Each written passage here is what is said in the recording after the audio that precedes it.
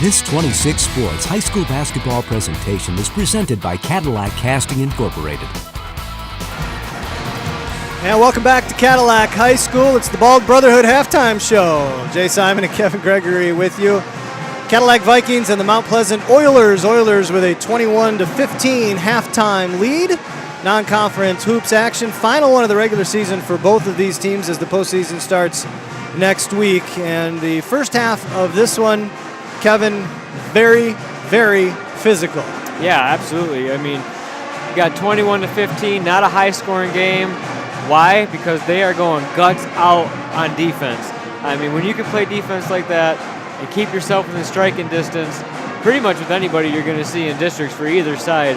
I mean, it's just been, you know, you look at it from a coaching standpoint, what can I do to get some easy buckets? Well, it's going to be tough because they're playing just in your face.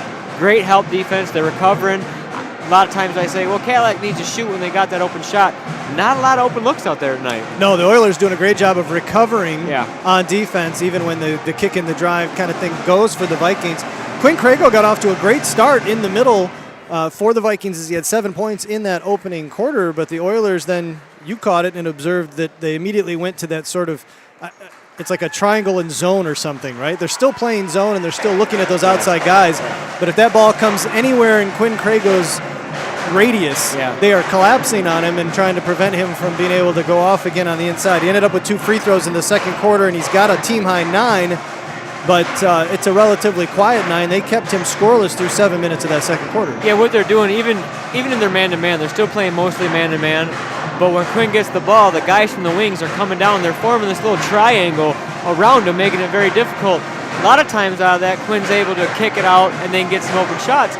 Mount Pleasant so quick and athletic, able to get out and recover before that shot can go up.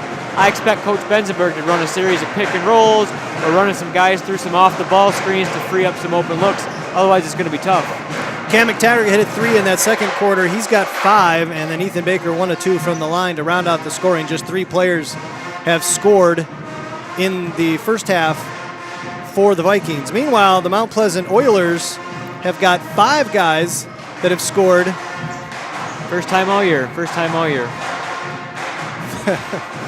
guys that have scored in the books. Led by Obi Rickumstrict, who's got, Rickumstrict. I keep wanting to put the emphasis on his second syllable, and that's not right. Obi Rickumstrict. I did it again. Rickumstrict. I got to say it multiple times. 10 points to lead the Oilers. He was 3 of 4 from the line and showed us a variety of moves and ability to get to the rack.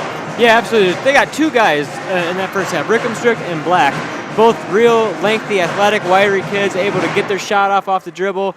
Even with Cadillac up in their face, they're able to take these off-balance shots, and they have the length and the athleticism. When they jump so high on their shots, they're able to get it over the guards of Ethan Baker, even when he's in his shorts. Noah Ingram and Tempe Black, as you mentioned, both finished with 4 points in that first half. Warren Ricketts has a bucket, and then Logan Bachkowski is 1 of 2 from the line. Going into the second half of this one, we've seen a lot of little tussles away from the ball, a lot of contact. Frustrations could bubble over.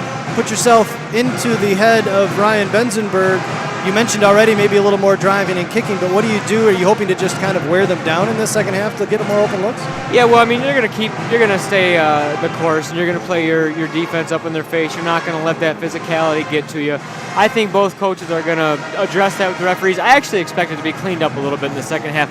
I expect some early fouls in the third quarter to be called to try and dissuade them from playing that style. Boys High School basketball brought to you by Cadillac Casting, High Point Cadillac GMC, Trend Designers, Dynamic Physical Therapy, and Pack Mail, as well as Pizza Plus, keeping our crew well fed. Halftime here at Cadillac, second half coming up in just a moment.